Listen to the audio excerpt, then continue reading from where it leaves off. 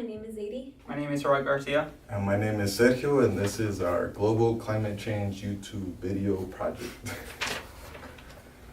So, you, my friend, are going to be the Earth, and in reality, that is pretty accurate metaphor. Earth is mostly water, and so is your body. Your body is a living system made up of interdependent living systems, and so is the Earth. When you look at the body, you see one living thing. When you look at the Earth, you see one object. But when you zoom in, you realize that you are crawling with living things that you can't really see when you look at the whole body or the whole Earth. But nonetheless, you can't live without. Did you know that there are 10 times more microbial cells than human cells in your body? We are a world of microorganisms, just as the planet is teeming with life, and that life is essential to who you are. Without our microbial gut culture or the bacteria on our skin, we would not survive. So how are you feeling right now? Warm. Are you, Oh, yeah. No, just a Yeah. quick. Yeah, how are you feeling? Just Yeah, you- you comfortable? You comfortable? Sure. If you were standing up here naked, besides being a bit self-cautious, how would you feel? Too cold. You're just like the Earth, have a pretty good sense of what comfortable feels like. You figured that out, you learned how to put on the right layers to be comfortable given the weather and the seasons. So if you are the Earth, then the clothes you are wearing can be thought of as atmosphere. That's just right mix of nitrogen, oxygen, argon, carbon dioxide, and water vapor to keep life happy. Over billions of years, the Earth managed to get the right balance to trap exactly the right amount of heat using carbon dioxide and other heat-trapping gases. All right, thank you very much. With that, we want to do a little demonstration to represent how the body is a good metaphor for the Earth. So, when you're comfortable, we're gonna have you start doing jumping jacks. So every 24 seconds, we're gonna have you do one jumping jack, okay? And you can just count it off in your head or out loud, however works better for you. And just like us, the Earth has to work hard to stay fit. So whenever you're ready, you can start, please. Okay. How are you doing? Pretty good? Fine. Not too bad? Not that Alright, yet. we're gonna do- and every 24 seconds, we're gonna keep going. Okay. So, the more we humans pollute the earth, pollute and damage our Earth with our economic activity, the harder the Earth has to work to stay fit, and the warmer it becomes. So we're gonna add a bit of layers here to represent the Earth warming up, and we're gonna add one more jumping jack every 24 seconds. Okay. So instead of one, we're gonna be doing two. Alrighty. The very first effect we're gonna be talking about is deforestation. We're talking about deforestation because it's comparable to our respiratory system. The forests and biodiverse forests are like the lungs of the planet. They help circulate air and create oxygen for us. So now we're gonna add one more layer. So towards the beginning of time, we used trees for shelter, and as time went on, we started using them for money, and which led to the creation of toxics, plastics, and pollution. And with that, we're gonna add another layer, because as we started creating more toxics and plastics, the Earth kept heating up. Industrialization increased the temperature of the Earth in an extremely short amount of time.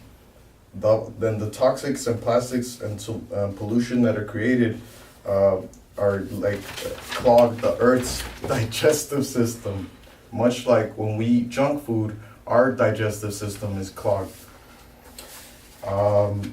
And now we're gonna, so as we started creating more, when we dump When we dump plastic, a material that takes millions of years to make because it begins as an oil into the ocean, and we see birds and fish and mammals choking on it, we shouldn't be surprised. We have taken something from the geologic cycle and thrown it into the digestive cycle. So now we're going to talk about the damming of rivers, and we're going to add one more layer.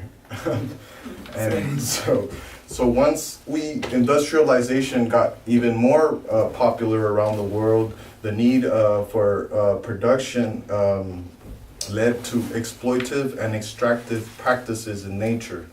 And we compare the damming of rivers to the Earth's circulatory system. The water and the oceans and rivers move the water around the Earth, and it keep the Earth clean. So when we dam our rivers, it's like clogging our arteries. And the damming of rivers, eventually, the creation of industrialization and the competition for resources eventually led to energy extraction and consumption for electricity and fuel for war and militarism. So we're going to add another layer to represent as the world market started increasing, production for resources led to war. Consumption of resources led to war. Just like the world market, the world market, increased competition for production resources on the world market has led to the war and the need to use natural resources to produce weapons/equipment for wars.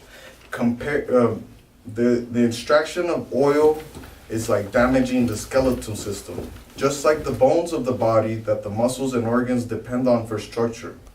Mining is like breaking the bones of the planet and that the living systems depend on. Mountaintop removal, for example, also destroys watersheds. So we're gonna go ahead and add another layer to represent the use of land, which throughout history has been necessary, but in modern times, industrialized agriculture has created in more pollution than necessary, and increased land production with no account for soil health, is something like constantly working out without putting nutrients into your body. And we're gonna add one of the final layers, and after this I'm gonna ask you to just keep doing jumping jacks as long as you can, because the planet works really hard for us and it never stops. So these final layers represent biodiversity loss. And what happens when there's loss of biodiversity of the plants and animals in the planet is that the planet is left weak and is not able to protect itself, which is comparable to the loss of healthy bacteria all over the body. So now that the planet's working extra hard, we're gonna see what happens.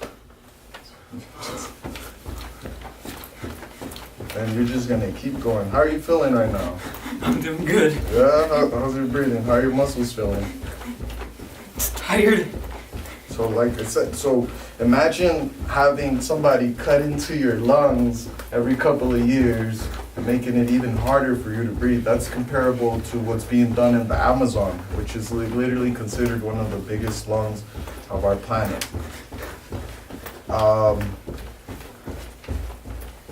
And as you can see, our Earth here is starting to sweat. Why do you think you're starting to sweat? It's getting too hot. And what do you do when it gets too hot? You cool down. So I'm gonna thank you very much. That represents our body Earth metaphor. We're gonna move it on over. That's right. You are trying to cool down your body, so that is why you're sweating. The body is moving water around to cool itself down, which is what you're trying to do as well. And that's what Mother Earth is doing as well. She's melting Arctic ice and glaciers. She's creating superstorms and typhoons.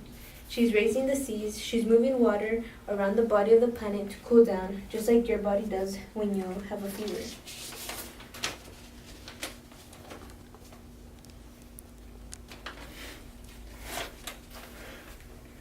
Climate disruption is a large-scale consequence of simultaneously disrupting multiple systems. We are giving the planet a fever because all the ecological erosion both adds carbon to the atmosphere and destroys the ability of living systems to naturally mitigate the impacts. A planetary fever, global warming, is just like when you have a fever. If you have a 1 degree fever, you are bumming it, but probably might still go to work or just pop a pill.